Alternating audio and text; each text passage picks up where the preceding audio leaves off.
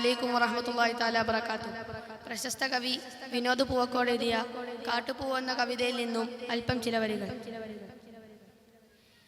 ചിതറിത്തെറിക്കുന്ന ചിന്തകളിലെപ്പോഴും നിന്റെ ഈ പുഞ്ചിരി ഒന്നു മാത്രം.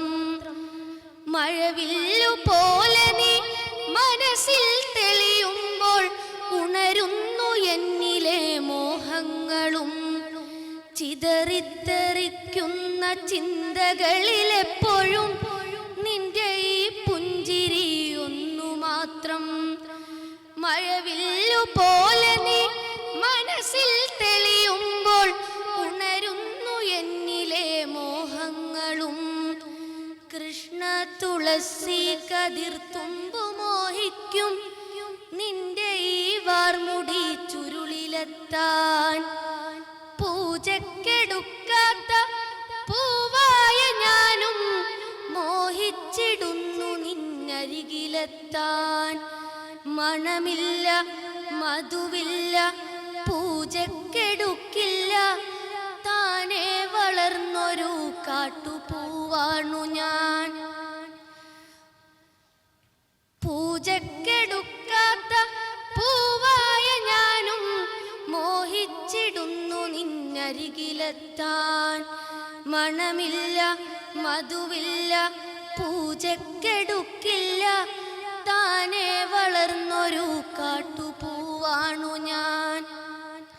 വിടരും മുമ്പേ പൊഴിയുന്ന ഇതളുള്ള പൂജക്കെടുക്കാത്ത കാട്ടുപൂവാണു ഞാൻ.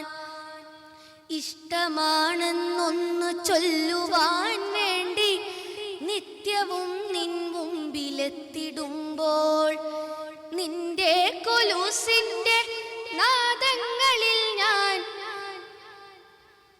ഒന്നും അറിയാതെ പോയിടുന്നു.